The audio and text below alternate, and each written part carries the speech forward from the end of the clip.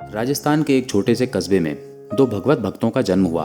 दोनों ही बड़े कर्तव्यनिष्ठ और श्रद्धावान थे। बचपन से लेकर जवानी तक दोनों ने साथ में अपना जीवन व्यतीत किया और जैसे जैसे बड़े होते गए घर वालों ने जिम्मेदारी का बोझ डाल दिया। घर वालों ने कहा, अब बड़े हो गए हो, कुछ कमाया भी करो। घर वालों की बात मानकर सेवाराम और मोतीराम ने कपड़े बेचने का काम प्रारंभ किया। कंधे पर कपड़ों के गठान को बांधकर वो गली गली गांव गांव कपड़े बेचने जाते। गर्मी के मौसम में सूती कपड़े और ठंड के मौसम में ऊनी कपड़े बेचते थे। एक बार दोनों दोस्त किसी गांव में सर्दी के मौसम में कपड़े बेचने जा रहे थे। तभी सेवाराम की नजर एक वृद्ध महिला पर गई। वो वृद्ध महिला बड़ी तीखी ठंड में कांप रही थी। सेवाराम को दया आ गई और उसने अपने कपड़े की गठान से एक कंबल निकालकर उस वृद्ध माता को दे दिया। वृद्ध माता को जब वो कंबल प्राप्त हुआ तो वो बड़ी प्रसन्न हुई और दिल से आशीर्वाद दिया, तुम दोनों दोस्त बड़े प्रसन्न रहोगे, भगवान का आशीर्वाद सदा तुम पर बना रहेगा। वो बुजुर्ग महिला कहने लगी, तुम थोड़ी देर मेरे घर के बाहर रुको, मैं घर के अंदर से कुछ लेकर आती हूँ, उसे अपने साथ रखना। ऐसा कहकर वो घर के अंदर चली गई और घर में स्थापित एक छोटी सी शंकर भगवान की मूर्ति लेकर बाहर आई और सेवाराम को हाथ में देते हुए कहने लगी, ये मेरे भोलेनाथ हैं, तुम इनकी सेवा करना। इनकी कृपा से तुम्हारे पास बहुत सी दुकानें हो जाएंगी और फिर तुम सेठ जी बनकर कमाते रहना, फिर तुम्हें भटकना नहीं पड़ेगा। उस वृद्धा की बात सुनकर मोतीराम खींच सा गया और माता से कहा, माता हमें आशीर्वाद भले दो, पर हमारे साथ ऐसा मजाक ना करो। हम गली गली घूमकर कपड़े बेचते हैं, हमारे पास इतना पैसा भी नहीं बचता कि आगे चलकर कोई दुकान खोल सकें। वृद्ध माता ने कहा, चिंता मत करो, भगवान भोलेनाथ सब भला करेंगे। और ऐसा कहकर उस वृद्ध माता जी ने वो मूर्ति सेवाराम के हाथों में सौंप दी। सेवाराम बड़ा श्रद्धालु किस्म का इंसान था। वो बहुत प्रसन्न हो गया और उस मूर्ति को अपने साथ अपने घर ले आया। दूसरे दिन दोनों व्यापार करने निकले और आज उनको व्यापार में बहुत अधिक धन मिला। धीरे धीरे उनका व्यापार बढ़ता गया। दोनों ने मिलकर एक साइकिल ले ली। अब वो साइकिल पर सामान बेचने जाते और साइकिल के अगले हिस्से पर भगवान शंकर जी की मूर्ति को रखते। लोगों का विश्वास उनके प्रति बढ़ता गया। उन्होंने अपना व्यापार और बढ़ाया और एक दुकान खोल ली। अब दुकान के उद्घाटन पर उन्होंने भगवान शंकर जी की वही मूर्ति स्थापित की। लोग आते और उनसे खूब सामान लेकर जाते। पहले एक दुकान थी, धीरे धीरे व्यापार बढ़ने लगा। एक दुकान हुई, दूसरी दुकान हुई, तीसरी दुकान हुई और आज उस वृद्ध माता की भविष्यवाणी सच होने लगी, जो कहती थी, मेरे भोले बाबा की कृपा से तुम्हारा व्यापार बढ़ता ही जाएगा। एक दिन जैसे ही सेवाराम दुकान पर आया, मोतीराम ने कहा, मेरे दोस्त अब तुम घर पर मत बैठा करो, मैं तुम्हारे बिना नहीं रह पाता हूँ। सारी उम्र हमने साथ जीवन जिया है और इस वृद्धावस्था में भी तुम कभी कभी घर बैठ जाते हो, तो मेरा मन भी दुकान पर नहीं लगता। मैं तुमसे प्रार्थना करता हूँ, तुम रोज आया करो, जिससे कि हम दोनों का मन बहलता रहेगा। सेवाराम हंसते हुए कहने लगा, अरे मित्र, आजकल मेरा मन घर के नजदीक बने एक शिवालय में अटक गया है। मैं रोज वहां जाता हूँ और भगवान शंकर जी की सेवा करता हूँ और सेवा करते करते कैसे समय व्यतीत हो जाता है, मुझे इस चीज का भान ही नहीं रहता।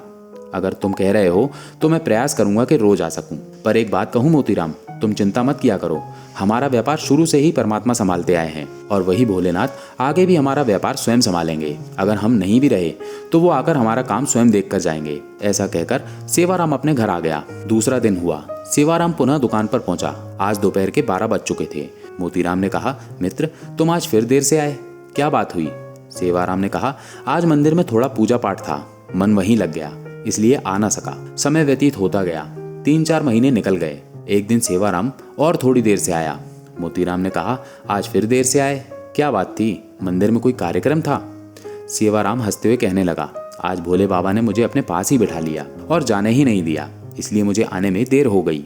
अभी बात चली रही थी कि सेवाराम कहने लगा, मोतीराम तुमसे एक बात कहूँ? मोतीराम ने कहा, हाँ हाँ कहो, क्या बात है? सेवाराम कहने लगा, मोतीराम आज से तुम मुझे शिवाराम कह के पुकारा करो, मुझे शिवाराम बड़ा अच्छा नाम लगता है। मोतीराम हंसते हुए कहने लगा, इतनी सी बात है, मैं आज से तुम्हें शिवाराम कहकर ही पुकारूंगा। और ऐसे बात करते करते शिवाराम अपने घर चला गया। समय अपनी गति से चलता रहा। शिवाराम अपना कार्य पूर्ण करके दुकान से 5 बजे अपने घर की ओर चला जाता। एक दिन शिवाराम जैसे ही घर की ओर जाने लगा, तभी मोतीराम ने कहा, अरे शिवाराम, कल तुम दुकान पर मत आना, मैं कल सुबह तुम्हारे घर पर अपनी पुत्री की शादी का कार्ड देने आऊंगा, तो मैं तुमसे घर पर ही मिलूंगा, तुम कल घर पर ही रहना, कल कहीं जाना नहीं। शिवाराम ने कहा, ठीक है, मैं कल तुम्हारा अपने स्थान पर इंतजार करूंगा। और ऐसा कहकर शिवाराम चला गया। मोतीराम सुबह उठा और अपने दोस्त के घर जाने के लिए तैयारी करने लगा। उसने अपने दोस्त के लिए मिठाई ली और अपने दोस्त को जो सामान खाने में पसंद था वो सारा सामान बाजार से लेकर दोस्त के घर की ओर चल पड़ा। मन में खुशी इतनी थी कि मैं अपने सच्चे दोस्त को अपनी कन्या की शादी का निमंत्रण देने जा रहा हूँ और मार्ग में जो मिलता उसे कहता, आज मैं अपने दोस्त के घर जा रहा हूँ। आज मैं अपने सखा के घर जा रहा हूँ। और ऐसे खुशी से फूलता हुआ वो सेवाराम के घर आकर पहुंचा और जैसे ही घर के अंदर गया उसने सबसे पहले सेवाराम के पोते को अपनी गोदी में उठा लिया और उसे प्यार से सहलाते हुए पूछने लगा, बेटा दादाजी को बताना मत कि मैं आ गया हूँ, हम दोनों मिलकर उसे अचंभित कर देंगे। तभी वो दोनों थोड़ा और अंदर गए और जैसे ही अंदर गया उसने सेवाराम की धर्मपत्नी को चक्की चलाते हुए देखा और प्रणाम करके पूछा, भाभी जी कैसी हो और भैया कैसे हैं। जब मोतीराम ने भाभी जी से यह सवाल किया तो सेवाराम की पत्नी की आंखों में आंसू आने लगे। मोतीराम कहने लगा, मैंने कुछ गलत पूछा है। तब वो पतिव्रता नारी कहने लगी, आप क्या पूछते हो, आपसे कौन सी बात छुपी हुई है, आप तो सब कुछ जानते हो। आपको पता है 6 महीने पहले ही सेवाराम जी का स्वर्गवास हो गया है। उसके बाद भी आप मुझसे ऐसा दुख देने वाला सवाल पूछते हो कि सेवाराम कैसे हैं, तो बताओ मैं तुम्हें उसका क्या जवाब दूं। मोतीराम ने जब सेवाराम के स्वर्गवास का सारा हाल जाना तो उसके मन को बड़ा धक्का लगा। वो अपने आप को संभालते हुए कहने लगा, भाभी जी आप ऐसा क्यों कहती हो, सेवाराम तो रोज मेरी दुकान पर 12 बजे आता है और 5 बजे चला जाता है।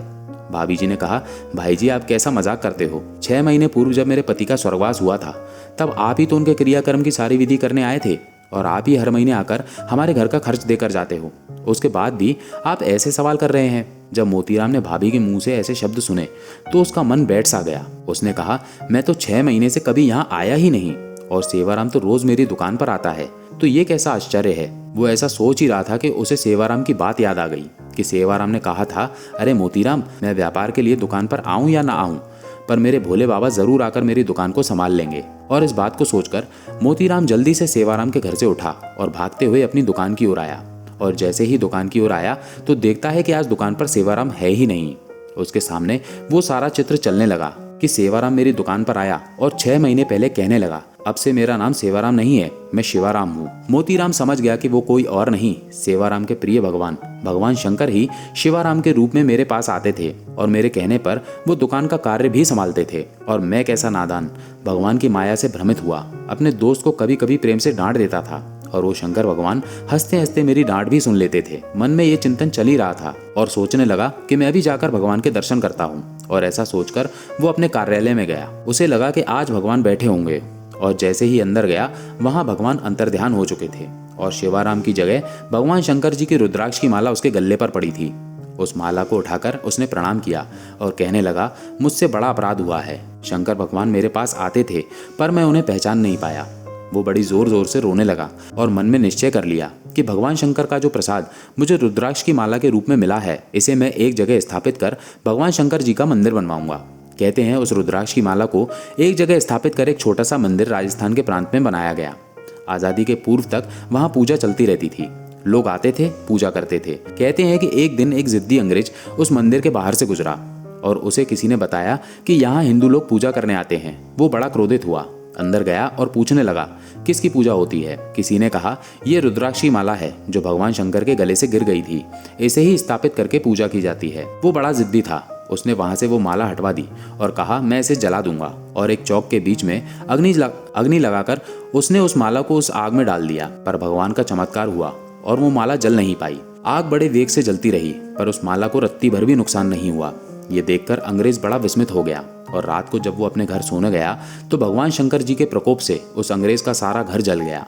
उसके घर में कुछ भी नहीं बचा और भागता भागता वो घर से बाहर आया। तब उसे किसी ने कहा, अरे मूर्ख, ये तूने क्या किया, भगवान को क्रोधित कर दिया है। जो माला तूने मंदिर से उठाई है उसे वापस जाकर उसी मंदिर में रख कर आ, तभी तुझे शांति मिलेगी। वो अंग्रेज वापस उसी मंदिर में गया और उस माला को मंदिर के बाहर रखकर चला गया।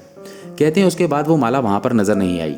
पर इस बात में एक बात जरूर नजर आई कि भगवान अपने भक्तों के लिए स्वयं काम करने आते हैं, अपने भक्तों का मान रखने के लिए किसी भी कार्य को करने के लिए तैयार हो जाते हैं। सेवाराम के लिए 6 माह तक व्यापारी बनकर उसकी दुकान पर बैठे और अपने भक्त के वचन के लिए रोज मंदिर के जब पट बंद हो जाते थे तो 12 से 5 तक आकर मोतीराम के साथ दुकान पर बैठते थे। ऐसे हैं भगवान भोलेनाथ जो अपने भक्तों की हर मनोकामना पूर्ण करते हैं। विश्वास से सारे कार्य सिद्ध हो जाते हैं, इसलिए विश्वास रखना अपने परमात्मा पर। वो परमात्मा अपने भक्तों की हर मनोकामना अवश्य पूर्ण करते हैं और ये विश्वास हमारे मन में भी बना रहना चाहिए। तो दोस्तों, कहानी अच्छी लगी हो तो कमेंट में हर हर महादेव अवश्य लिखें।